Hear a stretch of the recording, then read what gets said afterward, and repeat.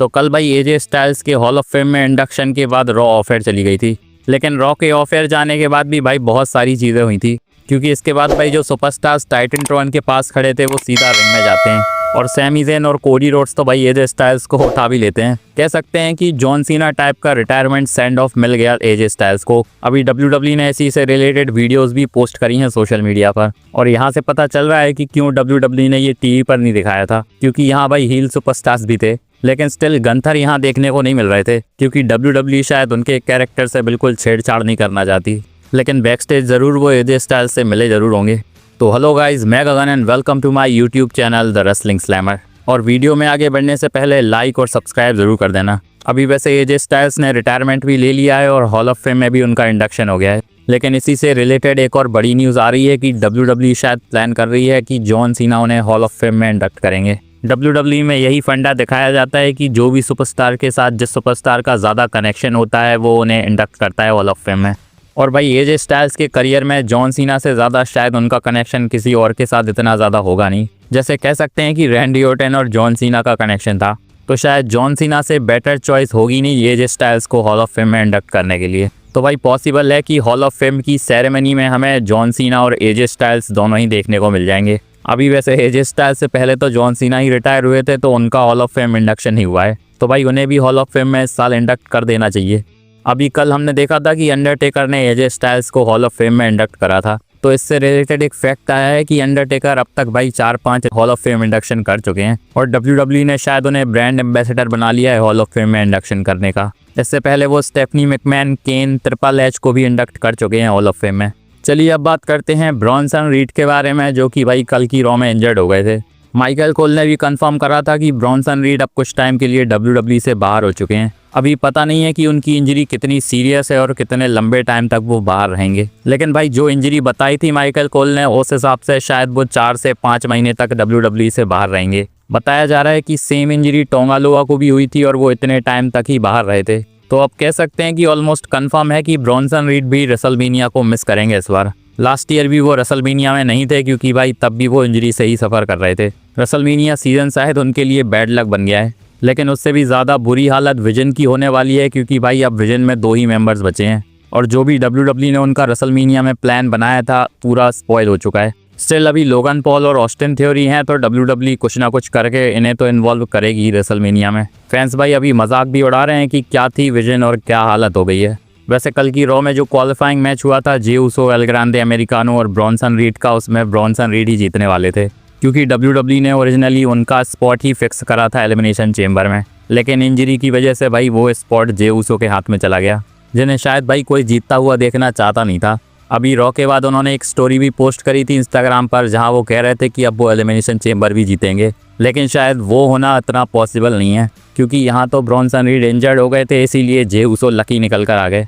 चलिए अब बात करते हैं गंथर के बारे में कि उनका रेसलमेनिया में क्या सीन हो सकता है। तो करेंटली अभी हम देख रहे हैं कि भाई ड्रैगन ली ने बहुत ज़्यादा परेशान करके रखा है गंथर को, और इमेजिन करो कि गंथर कुछ भी नहीं कर पा रहे हैं। स्टार्टिंग में तो गंथर ने डोमिनेट करने की कोशिश करी थी, लेकिन कुछ टाइम से भाई ड्रैगन ली उनके पीछे पड़े हुए हैं। तो अभी उड़ती उड़ती रिपोर्ट्स हैं कि भाई शायद WWE रे मिस्टीरियो और गंथर की फ्यूड प्लान कर रही है रेसलमेनिया के लिए, और ये ड्रैगन ली का एंगल इसीलिए दिखाया जा रहा है ताकि किसी तरीके से रे मिस्टीरियो को इन्वॉल्व करा जा सके, क्योंकि हमें पता है कि ड्रैगन ली, रे मिस्टीरियो ये सब एक ही कम्युनिटी के बंदे हैं।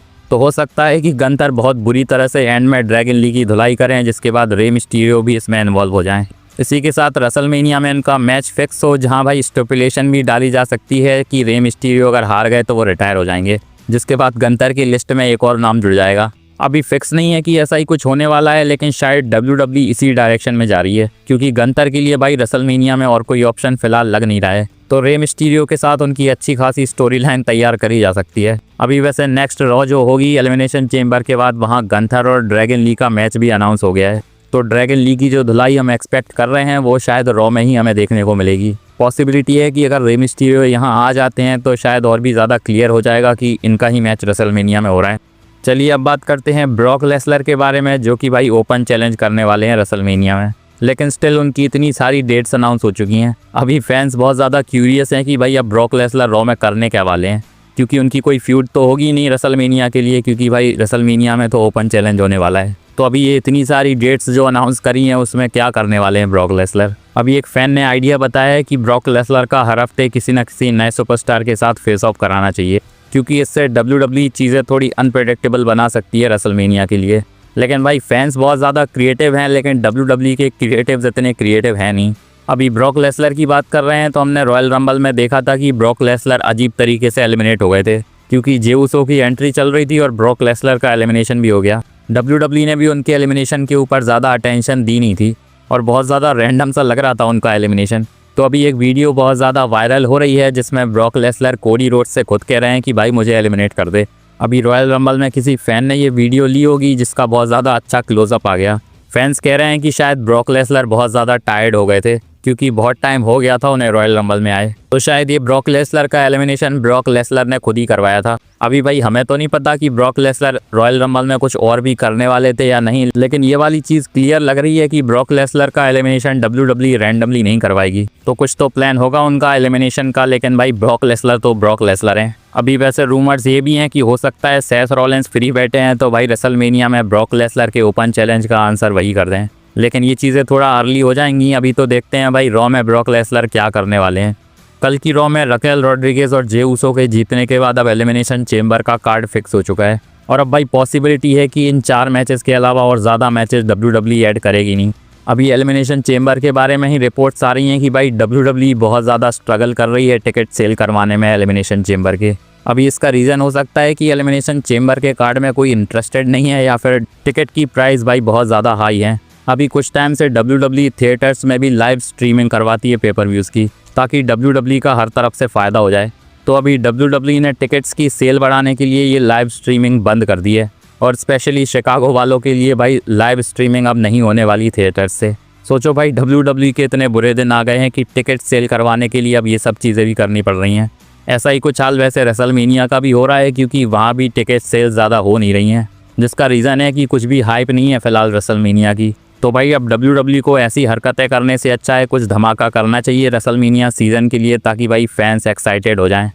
चलिए अब बात करते हैं WWE की अनडिस्प्यूटेड चैंपियनशिप की सिचुएशन की रेसलमेनिया के लिए। अभी बहुत ज़्यादा क्लियर लग रहा है कि कोडी रोड्स हैं एलिमिनेशन चेंबर में, तो भाई वो जीत जाएंगे, जिसके बाद ड्रू मैकिंटायर और कोडी रोड्स का मैच होगा। लेकिन फ़िलहाल इस चीज़ को इतना ज़्यादा क्रिटिसाइज़ करा जा रहा है क्योंकि भाई इनकी फ्यूड और मैचेस इतने हो चुके हैं और फैंस दोबारा नहीं देखना चाहते। तो अभी बॉडी स्लैम नेट की एक रिपोर्ट आ रही है जिसमें उन्होंने बताया है कि भाई WWE तक ये चीज़ें पहुंच चुकी हैं, और WWE वाले कंसिडर कर रहे हैं कि फैटल 4-वे या 5-वे मैच भी हो सकता है रेसलमेनिया में। अभी स्मैकडाउन में हम देख रहे हैं कि ड्रू मैकिंटायर की इन्वॉल्वमेंट बहुत सारे सुपरस्टार्स के साथ हो रही है, specially Randy Orton, Sami Zayn, Jacob Fatu और कोडी रोड्स के साथ। तो WWE कंसिडर कर सकती है कि शायद फैटल 4-वे मैच हो जाए रेसलमेनिया में। वैसे तो ये भी बताया जा रहा है कि ड्रू मैकिंटायर, जेकब फाटू और कोडी रोड्स का ट्रिपल थ्रेट हो सकता है, लेकिन भाई मेरे हिसाब से रैंडी ओर्टन और सैमी ज़ेन भी इस मैच में होने चाहिए। पर फिलहाल एलिमिनेशन चेंबर का कॉन्सेप्ट कुछ ऐसा है कि उसको जीतेगा तो एक ही बंदा, और अगर एलिमिनेशन चेंबर को एक बंदा जीत रहा है तो उसको ही टाइटल शॉट मिलेगा। पर WWE बाकी के सुपरस्टार को कैसे इन्वॉल्व करेगी, और अगर करेगी तो भाई एलिमिनेशन चेंबर कराने का मतलब क्या होगा। तो वैसे तो एलिमिनेशन चेंबर बहुत ज़्यादा प्रिडिक्टेबल है, लेकिन इन सब चीज़ों की वजह से थोड़ा अनप्रिडिक्टेबल हो गया है।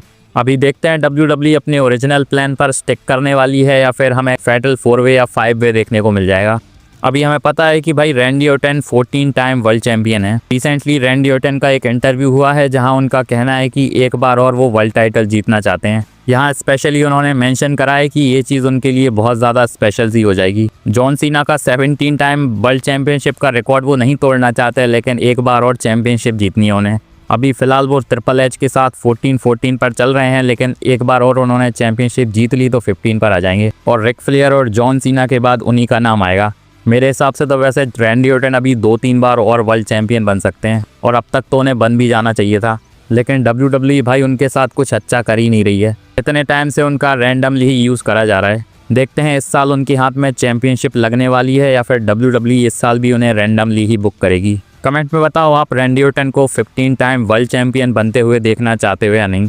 बाकी मेरी ये वीडियो अच्छी लगी हो तो भाई लाइक और चैनल को सब्सक्राइब ज़रूर कर लेना, क्योंकि कोई भी सब्सक्राइब और लाइक करता ही नहीं है। और बेल आइकन को भी दबा दोगे तो और भी ज़्यादा अच्छा हो जाएगा, क्योंकि इससे मेरी वीडियोस की अपडेट्स आप तक पहुंचती रहेंगी। तब तक के लिए वीडियोस की अपडेट्स आप तक पहुंचती रहेंगी। मिलते हैं नेक्स्ट वीडियो में। धन्यवाद।